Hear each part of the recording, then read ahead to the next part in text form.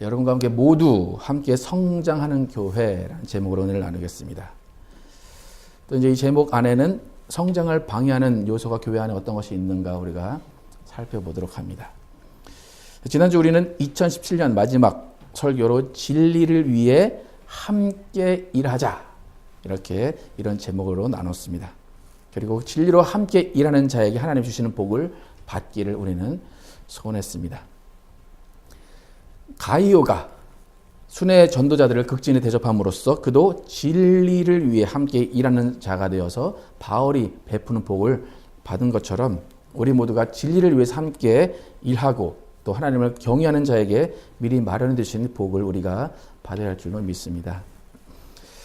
순회 전도자를 극진히 대접했던 가이오. 여러분 가이오를 생각하면 그 사람은 선천적으로 그렇게 도울 수 있었고 그 사람은 원래 착한 사람이었으니까 그렇게 남을 대접했을 거야. 그렇게 생각하시는 것이 맞겠습니까? 아니면 그 사람도 나랑 똑같은 사람인데 그게 맞겠습니까, 여러분? 제 생각에는 가이오는 처음부터 남을 대접하는 사람이 아니었을 것 같아요. 하지만 그가 말씀을 배우고 예수님과 동의하는 삶을 살면서 변화했고 성장했기 때문에 그 남을 돕는 그 어려운 일을 해낼 수 있었다는 거예요. 여러분 순회 전도자, 목사가 아니고 어떤 교회에 속한 자가 아니라 순회 전도자.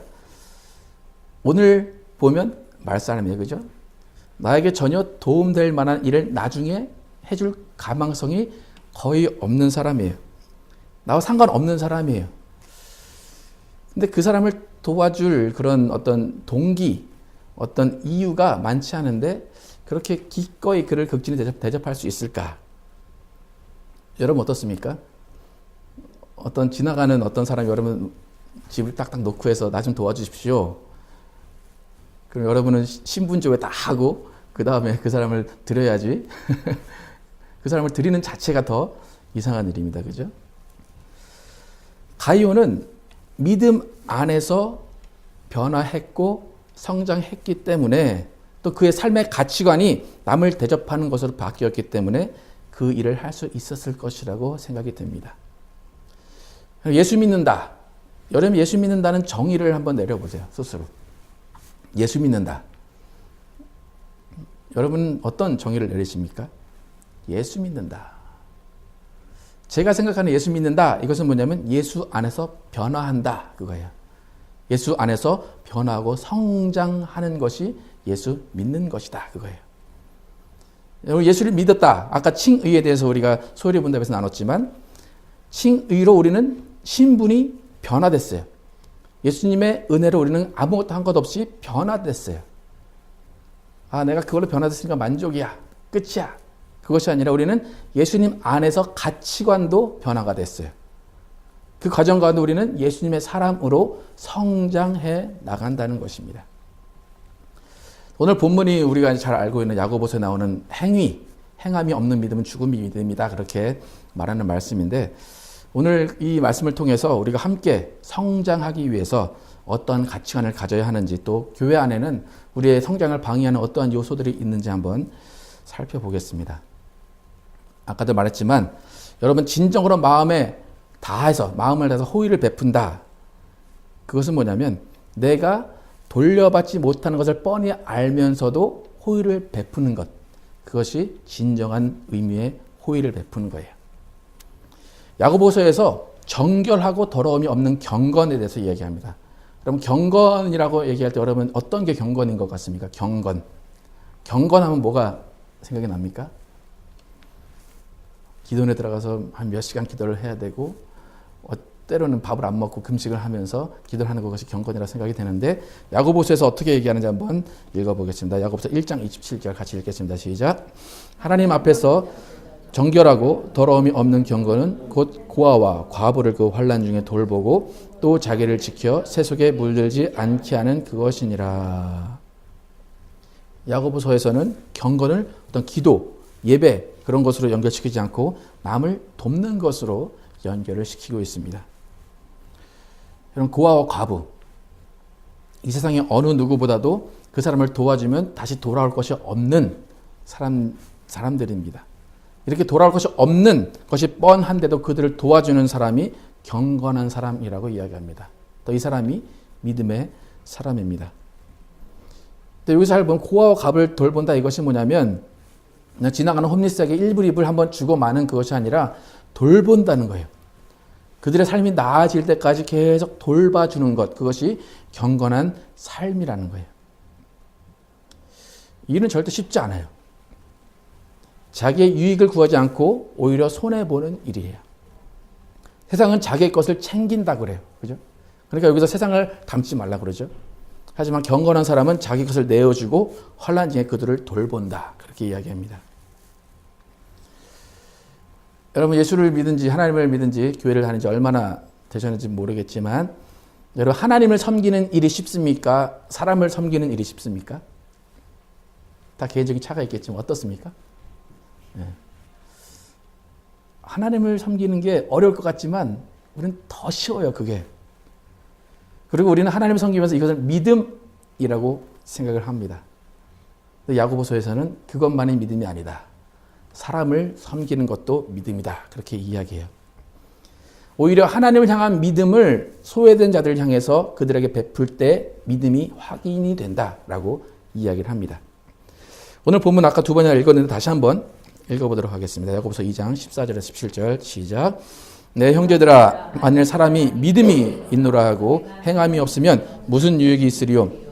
그 믿음이 능히 자기를 구원하겠느냐? 만일 형제나 자매가 헐벗고 일용할 양식이 없는데 너희 중에 누구든지 그에게 이르되 평안히 가라 덥게 하라 배부르게 하라 하며 그 몸에 쓸 것을 주지 아니하면 무슨 유익이 있으리요? 이와 같이 행함이 없는 믿음은 그 자체가 죽은 것이라. 14절에 분명히 너희가 믿음이 있노라 하고 행함이 없으면 무슨 유익이 있으리요? 그 믿음이 능히 자기를 구원하겠느냐. 어떤 분들은 야고보서를 되게 싫어하시는 분들이 있어요. 야고보서는 성경이 아니야. 왜 그래요? 잘 보면 내가 뭐죠 해야지만 구원받을 것 같이 그렇게 얘기하기 때문에. 그래서 이 야고보서를 읽는 이유는 우리가 균형을 잡기 위해서 그래요. 아까도 제가 말씀드렸지만 여러분 하나님께 드리는 헌금을 내는 것이 쉬울까요? 이웃을 돕는 데 쓰는 그런 어떤 물질이 더 내기가 쉬울까요? 또 하나님께 헌금을 드리는 것이 믿음의 실천일까요? 아니면 어려운 이웃을 돕는 것이 믿음의 실천일까요? 생각을 해보시기 바랍니다. 우리가 하나님께 드릴 때, 무엇을 드릴 때는 겉으로는 아니라고 얘기하지만 마음의 밑바닥에 무슨 생각이 있는가 하면 하나님이 갚아주시겠지. 하나님이 보상하시겠지. 그런 마음을 갖고 하나님께 드립니다. 뭐 주머니에서 어렵게 나오는 건 마찬가지예요. 마찬가지인데 하나님께 드릴 때는 그나마 어떤 하나님께 기대하는 심리가 있어요. 그래서 그것을 우리는 또 믿음이라고 또 자부를 합니다. 진정한 믿음은 어떤 것이 돌아오는 것을 기대하는 것이 아니라 돌아오지 않아도 드릴 수 있는, 도울 수 있는 그것이 믿음이에요. 저도 요 며칠 전에 생활이 어렵다는 어떤 한 분의 이제 소식을 듣고 많은 돈은 아니지만 그래도 저희 집에서는 좀 부담이 될 만한 돈을 이렇게 좀 도와드려야 되겠다라고 생각을 했어요. 그런데 그때 딱 드려야 되는데 뭐가 맞질 않아가지고 드리질 못했어요. 그리고 나니까 이제 잘 아는 분이 아니니까 찾아갈 수도 없고 그래가지고 찾아가서 이걸 전해야 되는데 딱히 방법이 없네.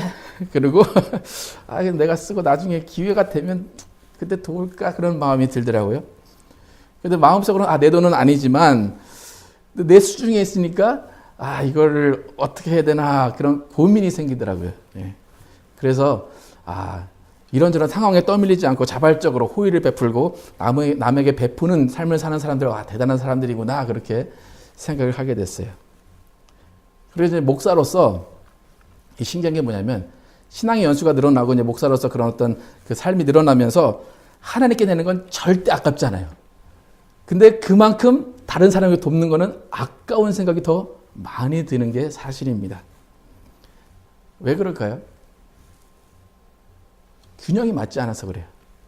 하나님을 섬기는 만큼 이웃을 돕는 마음이 균형 있게 성장을 해야 되는데 하나님을 섬기는 마음만 성장하고 다른 이웃을 섬기는 마음이 성장하지 않았기 때문에 그런 현상이 발생한다는 거예요.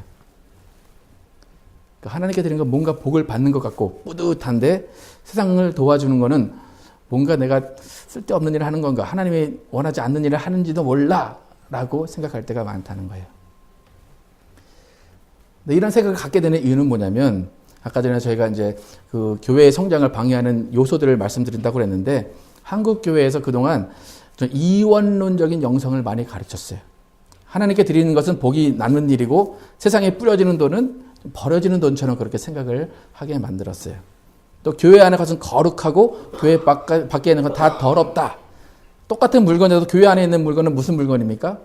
뭐라고 하면 성물입니다. 똑같은 의자인데 교회 안에 있는 물건은 성물이에요. 그죠? 교회 밖에 있는 물건은 버려도 돼요. 그죠?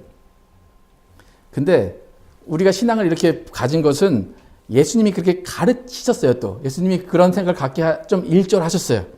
그런데 예수님은 원래 그런 의도로 말씀하신 게 아닌데 우리가 그렇게 받아들였기 때문에 그래요. 예수님이 어떻게 말씀하시는지 한번 볼게요. 마태복음 26장 6절에서 11절 함께 쭉 읽어보겠습니다. 시작. 예수께서 베다니 나병 환자 시몬의 집에 계실 때에 한 여자가 매우 귀한 향유 한 옥합을 가지고 나와서 식사하시는 예수의 머리에 부으니 제자들이 보고 분기하여 이르되 무슨 의도로 이것을 허비하느냐? 이것을 비싼 값에 팔아 가난한 자들에게 줄 수 있었겠도다 하거늘 예수께서 하시고 그들에게 이르시되 너희가 어찌하여 이 여자를 괴롭게 하느냐? 그가 내게 좋은 일을 하였느니라. 가난한 자들은 항상 너희와 함께 있거니와 나는 항상 함께 있지 아니하리라. 지금 보시면 예수님과 제자들이 있는데 여러분 누구의 생각이 더 합리적이고 누구의 생각이 더 일반적으로 맞다고 생각하십니까?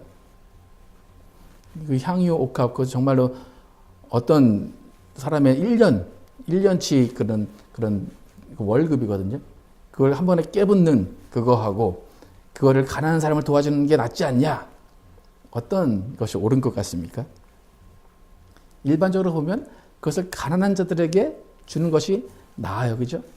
예수님은 뭐라고 말씀하세요? 이 여자를 괴롭게 하지 마라. 이 여자는 귀한 일을 하는 거다. 그렇게 말씀하세요. 근데 거기까지만 읽으면 예수님이 야 나에게 바치는 것이 더 좋은 거야. 나에게 주는 것이 더 좋은 거야. 그렇게 이야기할 수 있어요. 그런데 그 마지막 절 가난한 자들은 항상 너희와 함께 있거니와 나는 항상 함께 있지 아니하니라. 무슨 말입니까? 너희의 일상 자체가 가난한 자들을 돕는 일상이어야 정상이야. 그리고 10번 중에 한 번은 나한테 그렇게 열심을 내서 나한테 극진히 하면 돼. 그거예요. 근데 우리는 오히려 이것을 가난한 자를 도우라고 하지 않으셔서 그냥 교회에 또 하나님께 다 드리는 것이 전부라고 말씀하셔서 그렇게 오해를 한다는 거예요. 오히려 예수님은 예수님께 하는 것 그것이 아니라 가난한 자를 도와주는 것이 일상이라고 가르쳐 주십니다. 그리고 우리의 일상은 가난한 자에게 초점을 맞춰서 살아가는 것 그것이 건강한 일상이고 그것이 우리의 믿음이라는 거예요. 여러분 하나님 앞에 하는 것 어떤 열심과 믿음 또 내 주위에 나보다 좀 못한 사람들에게 하는 것 한번 잘 생각을 해보세요. 10년 전에 제가 어스틴에 유학을 와서 공부할 때 같이 이제 공부를 했던 어떤 형제가 있는데 결혼도 했어요. 결혼도 했는데 이제 살림이 넉넉치 않으니까 이제 부인하고 아이는 이제 놔두고 이제 따로 이제 여기 와서 유학을 하던 형제가 있어요. 그래서 이제 하다 보니까 이제 생활이 어려우니까 아르바이트를 하면서 이제 공부를 했습니다.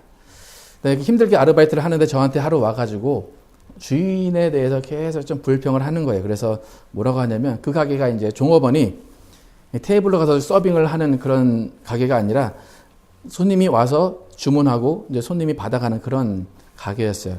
그러면 그런 가게 보통 보면 주문하는데 옆에 이제 팁을 넣는 그런 통이 하나가 이렇게 남겨져 있습니다. 뭐 가게마다 기준이 틀리고 뭐 제가 그 사정을 다 아는 것은 아니지만 보통 여러분 그 손님이 이제 계산하고 팁을 넣는 것은 종업원에게 주는 걸까요? 주인에게 주는 걸까요? 그럼 맞나요? 일반적인 상식인가요? 네. 그렇죠? 근데 그 형제가 저한테 말하는 게 뭐냐면 그 형제도 그 통이 자기 건지 알고 있었대요. 근데 자기가 일하는 쭉 동안에 그 통이 찰 때쯤 되면 주인이 나온대요. 주인이 나와서 그 차는 그것을 딱 빼내간대요. 그리고 그것을 이제 자기가 가지고 집에 간다는 거예요. 그래서 이걸 어떻게 해야 되냐? 말을 해야 되냐? 솔직히 손님들이 말을 안 했잖아요. 누구 건지. 너 가져? 그게 아니라 넣었잖아요. 그러니까 주인의 입장에서 이건 내 집이지, 내 사업이니까 내 거야. 그리고 딱 가져갔다는 거예요. 그래서 이거 어떻게 되냐, 그래서 저한테 얘기를 해요. 그래서 저는 그때 그 주인이 누군지 몰랐어요. 근데 나중에 알고 보니까 제가 다니는 교회에서 가장 헌금을 많이 하시는 분이었어요. 하나님이 기뻐하시겠죠, 그죠? 그 돈을 가져와서 헌금을 냈으니까, 그죠? 그러니까 그 형제한테 나중에 뭐라고 할 말이 없더라고요. 그 몇십 불 안 될 거예요. 그게 100불, 200불 되지는 않을 거예요. 근데 그 몇십 불 가져다가 그 어려운 아르바이트생 도와주는 게 아니라 자기가 가져와서 그것을 또 하나님께 드리는데 일조한다. 근데 결국 그 가게가 제가 2년 정도 있었는데 잘 됐어요. 잘 돼가지고 사업이 되게 막 두세 개 번창을 했어요. 근데 나중에 보니까 이제 그 번창한 그 돈을 모아서 아주 큰 가게를 하나 차렸어요. 근데 그 가게가 2년 만에 망했어요. 그래가지고 다른 데를 가셨어요. 모르겠어요. 하나님이 하셨는지 누가 어떻게 실수를 했는지 모르겠지만 제가 생각할 땐 잘 돼도 이상한 거다 생각이 들었었어요. 그럼 하나님 입장에서 가난한 유학생 도와주는 게 더 이뻐 보이겠습니까? 아니면 헌금 봉투 두툼하게 해가지고 하나님께 드리는 것들 더 하나님 이뻐하시겠습니까? 그럼 제가 항상 말하지만 교회는 기쁩니다.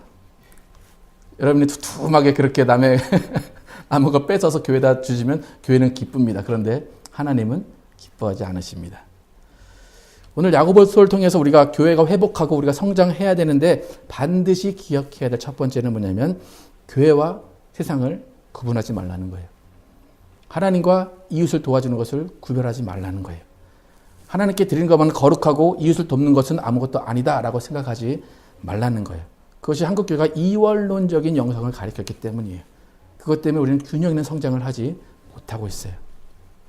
여러분, 믿음은 야고보서에서 말한 것처럼 하나님만을 향하는 것이 절대로 아닙니다. 믿음은 세상을 향할 줄도 알아야 됩니다. 그래서 그 믿음이 살아있는 믿음이고 균형 있는 성장을 할 수 있는 기초가 됩니다. 두 번째로 우리가 성장하기 위해서 또 우리 교회가 회복을 해야 되고 조심해야 될 부분이 뭐냐면 기복주의입니다. 기복주의라고 해서 되게 거창하게 복주세요 그것을 말하는 게 아니에요. 많은 교인들이 교회에 오는 이유 중에 가장 큰 것이 어떤 물질적인 복을 원합니다. 또 물질적인 복을 원하지 않아요 라고 해도 어떤 심리적인 안정을 원하면서 교회에 옵니다.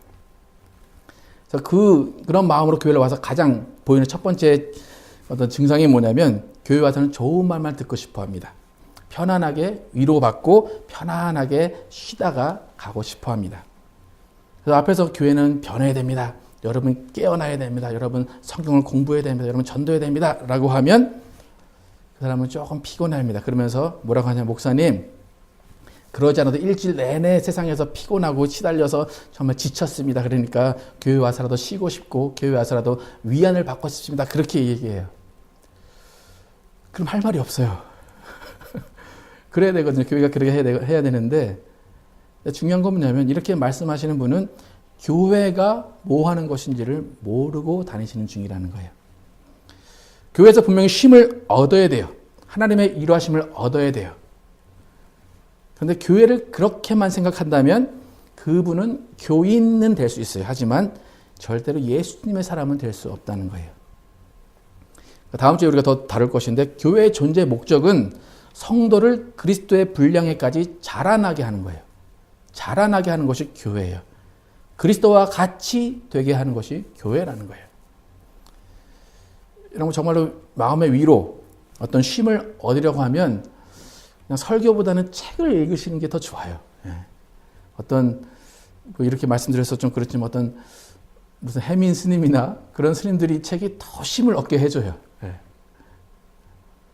교회에서 쉼을 얻으러 온다는 목적으로만 오는 것 그것 자체가 기복신앙이라는 거예요. 여러분 교회는 영적 아이로 시작해서 영적 어른으로 자라게 해주는 그런 곳이에요. 계속해서 장성한 분량에까지 자라나게 하는 것이 교회입니다. 그러니까 교회는 복이나 받는 곳이야, 교회는 위로받는 곳이야 라고 하면서 그렇게 영적 수준이 아이로 있으면서 장로가 되고 권사가 되다 보니까 주기적으로 목사를 쫓아내는 교회가 나옵니다. 교회 안에서 맨날 싸울 수밖에 없다는 거예요. 우리의 믿음이 자라고 성장해야 되는 이유는 영적 어른이 되어서 아직까지 영적 어른이 되지 못한 자들을 도와주는 그 의미를 가지고 우리가 영적 어른이 되어야 된다는 거예요. 여러분, 교회를 쉼을 얻는 곳, 위안을 얻는 곳으로만 생각하면 절대로 나와 내 가정이 성장하지 않습니다. 예수를 믿지 않는다는 게 아니에요. 성장하지 않는다는 거예요. 우리가 성장하지 않으면 사회가 변하지 않습니다. 세 번째로 오늘 본문에서 살펴볼 수 있는 우리의 성장을 방해하는 요소는 뭐냐면 교회가 개인주의적인 신앙을 많이 갖고 있다는 거예요. 근데 이민교회는 아직 그렇지 않아요. 왜냐하면 이민교회는 이제 교회 와서 좀 친하게 지내려고 하는 것 때문에 교회를 많이 오시기 때문에 그렇진 않지만 한국교회 같은 경우는 많은 대형교회들이 성공하고 많은 사람들 대형교회를 가는 이유는 가장 첫 번째는 대형교회 가서 예배만 보고 쏙 빠져나오기 쉽기 때문에 대형교회를 많이 갑니다. 우리 교회 처음 오시는 분들이 공통적으로 하시는 말이 그거예요. 오늘도 이제 느끼셨겠지만 오늘 예배드려 문을 딱 열었는데 큰일 났다. 나밖에 없다. 그거예요. 네. 숨 마시면 옆에 사람 다 들릴 것 같은 그런 공간에서 숨을 이렇게 예배를 드리면 내가 너무 노출이 많이 돼. 나에게 너무 집중이 많이 돼. 난 부담이 돼. 나한테 뭘 바랄 것 같아. 그렇게 이제 딱 걱정을 하십니다. 그죠? 근데 또 우리 교회에 의외로 또 그 다음에 예배 끝날 때 충격받는 게 뭐냐면 그렇게 부담을 가지고 나 다음 주에 또 와야 되나? 그런 부담을 가지고 예배 드렸는데 딱 목사가 아무 말도 안 하는 거예요. 다음 주 예배 오세요. 다음 주에 또 만에 그런 얘기를 안 하고 그냥 가만히 보내드리니까 또 그게 또 충격이에요. 그죠? 예. 그나마 주일에 오시면 제가 이제 인사라도 해요. 근데 여기 보면 금요일에 처음 저희 교회 오신 분들 계신데 금요일에 오면 많은 척도 안 하고 끝나면 여기 앞에 앉아가지고 기도나 하고 있고 그래서 이제 어떤 분들은 저 목사 참 대단하네. 뭘 믿고 저러나 이제 그렇게 하신다고 하는데 여러분 지금은 저희 교회에 붙어 계신 분들은 그게 신기해서 지금 붙어 계신 분들이 많으신데 좀 바뀌긴 해야죠. 그죠? 네. 하지만 우리는 절대로 개인주의적인 신앙을 추구하진 않아요. 저희가 그렇게 하는 이유는 하나님이 보내주신 분들이 저희 교회에 있기를 원하기 때문에 인간적인 어떤 그런 것을 사용하지 않는 것뿐이지 저희는 저희 교회 안에 들어오면 어느 교회보다도 더 교회 공동체를 잘 이루고 있다고 생각이 듭니다. 그래서 교회를 정착하고 나면 하나님과 나만 잘 믿으면 돼. 그것이 아니라 교회 공동체가 진실한 공동체가 되어야 됩니다. 그래서 이 사람이 지금 무엇이 필요한가, 저 사람이 무엇이 필요한가 생각해주고 항상 그들을 아껴주고 돌봐주는 공동체가 필요하다는 거예요. 그럼 구원은 개인이 받습니다. 하지만 예수님은 교회 공동체를 통해서 예수님을 닮아가게 하신다는 거예요. 근데 많은 분들이 공동체에 속하기를 원하는 것보다는 그냥 예배만 드리고 싶어 하세요. 그렇게 개인적인 신앙을 추구하기 때문에 옆에 사람의 마음을 몰라요. 옆에 사람의 마음을 아는 것이 예수님의 마음인데 옆에 사람의 마음을 모르면서 그것을 믿음이라고 이야기한다는 거예요. 마지막으로 우리가 또 알아봐야 될 교회의 성장을 방해하고 우리의 신앙의 성장을 방해하는 요소는 뭐냐면 교회는 교인을 챙겨줘야 되는 곳이라고 생각하는 교인 중심의 신앙입니다. 좀 이상하죠? 교회가 교인을 챙겨줘야지. 그럼 누가 교인을 챙겨줘? 그렇게 생각을 하실 텐데 교회가 교회를 안 다니는 예수 안 믿는 자들에게 관심을 두기보다는 성도들의 입에서 불만이 나오지 않게 그 성도들을 더 관리해주고 그 성도들만을 위한 교회가 되다 보면 성도들의 삶 가운데 그리스도의 향기가 드러나게 하는 것을 막는다는 거예요. 그냥 교회 생활을 열심히 하세요. 다른 거 신경 쓰지 마세요. 교회만 잘 열심히 오세요. 그러다 보면 교인은 그냥 교회 생활만 열심히 하게 된다는 거예요. 삶 가운데 어떻게 살아야 되는가를 고민을 하지 않는다는 거예요. 그러니까 교회가 교인 중심이 아니라 아직 구원받지 못한 사람들을 중심으로 해 나갈 때에 교회가 생명력이 있고 교회가 하나님의 일을 하게 하신다는 거예요. 여러분, 교회는 한 영혼을 구원하는 기쁨, 그 기쁨으로 교회가 움직여야 돼요. 하나님께서 우리에게 주신 사명은 교회를 잘 크게 만들어라. 그게 아니라 교회 안에서 너희가 성장해서 그 성장한 모습으로 밖에 나가서 아직 나를 모르는 사람들에게 나를 전해줘라. 그것이 우리를 부르신 목적이라는 거예요. 여러분에게 소명을 주신 것은 여러분이 교회 안에서 말씀으로 또 소망 가운데 소명을 잘 깨닫고 그 소명을 교회가 아닌 밖에서 소명을 이뤄라 라고 하나님께서 우리에게 소명을 주셨다는 거예요. 이렇게 우리는 크게 세 가지로 오늘 우리가 신앙의 성장을 위해서 해야 될 것, 그리고 신앙의 성장을 방해하는 요소가 어떤 것인지 우리가 살펴봤습니다. 첫 번째는 균형 있는 성장으로 교회의 삶과 세상의 삶을 조화 이루는 거예요. 두 번째는 개인주의적인 신앙을 버리고 내 옆에 사람의 아픔을 알아보는 진실한 공동체가 되는 것입니다. 세 번째는 그냥 우리끼리만 즐겁고 교회는 하나 늘어나는 것에 중심을 두는 것이 아니라 오히려 구원받지 못한 이들에게 관심을 두는 것, 이 세 가지가 우리가 오늘 살펴본 것입니다. 이런 일들이 조화롭게 교회 안에서 이루어질 때 소소하고 풍성한 삶이라는 이번 해의 그 표가 잘 이루어질 겁니다. 우리는 진리를 위해서 함께 일해야 됩니다. 우리 모두가 함께 일하기 위해서는 함께 성장을 해야 됩니다. 난 일할 거야 라고 하는데 성장을 하지 않으면 같이 일할 수가 없어요. 혼자는 일할 수 있어요. 하지만 같이 공동체에서 일할 수가 없다는 거예요. 여러분 2018년 시작하는데 여러분의 신앙을 한번 돌아보십시오. 여러분 신앙이 2016년, 2017년 쭉 오면서 성장을 했는가? 한번 돌아보시죠. 성장을 했는가? 아니면 오히려 뒷걸음질 치고 있는가? 신앙이 성장하기 위해서는 여러분 고민해야 돼요. 고뇌해야 되고 또 고민하고 고뇌한 것을 배워야 돼요. 절대로 예수님은 편안하게 신앙생활 하라고 말씀하지 않으셨어요. 저는 여러분이 신앙의 연수만 늘어나서 그 연수로 장로되고 권사되지 않기를 바랍니다. 영적 아이로 세상에 잘못된 복음을 전하지 않기를 원합니다. 소소하고 풍성한 삶은 그냥 이루어지지 않아요. 함께 모여서 신학적으로 생각을 가다듬고 고치고 맞춰가면서 그런 풍성한 삶이 교회 안에서 이루어지는 것입니다. 이런 교회는 생명력이 있는 곳이에요. 교회는 사람을 살리는 곳이에요. 교회는 존경을 받아야 하는 것이에요. 그러기 위해서 우리가 성장을 해야 됩니다. 우리가 함께 교회에서 성장을 하기 위해서는 목사와 여러분이 신학적인 또 신앙적인 철학을 같이 맞춰야 돼요. 같이 사는 와이프도 제가 무슨 일을 하려고 하는지 무슨 신학을 가지고 있는지 잘 몰라요. 네. 오히려 저랑 더 많이 얘기를 하는 교인이 더 많이 알고 있지 와이프도 잘 몰라요. 여러분이 함께 성장하기 위해서는 함께 신학적인 고민을 나눠야 돼요. 신학적인 공감, 신앙적인 공감을 저하해야 함께 성장하고 함께 이 교회를 통해서 세상을 풍성하게 세상에 도움을 줄 수 있다는 거예요. 주일날만 설교만 듣고 이렇게 그냥 신학적인 공감, 신앙적인 공감 없이 지내다 보면 2, 3년 지나도 나중에 목사님 왜 그러세요? 그렇게 얘기를 해요. 네. 누구 책임인가요? 제 책임이겠죠, 그죠? 여러분 올 한 해 진리를 위해 함께 일하시길 원하십니까? 그렇다면 함께 성장해 가시길 바랍니다. 함께 성장해서 올해는 여러분이 다른 사람을 돌봐줄 수 있는 만큼의 성장이 이루어지길 바랍니다. 여러분 언제까지 먹여주는 것만 계속 받아먹고 배부르다 그렇게 하고 계실 겁니까? 네. 그래서 올해는 우리가 다 1대1로 제자훈련을 해야 돼요. 그래서 가르쳐주는 것이 아니라 함께 고민하고 함께 나누는 그런 1대1 제자훈련을 해야 됩니다.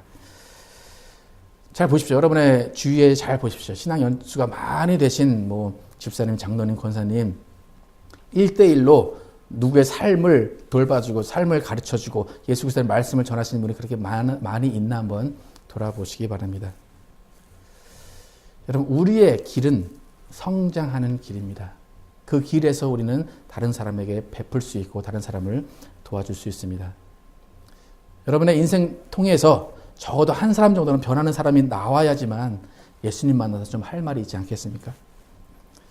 여러분 성장하지 않는 믿음은 죽은 믿음이다 라는 것을 기억하시고 교회 안에서 함께 성장함으로 진리를 위해서 함께 일하는 복을 받으시는 여러분과 제가 되기를 예수 이름으로 축원합니다. 기도하시겠습니다.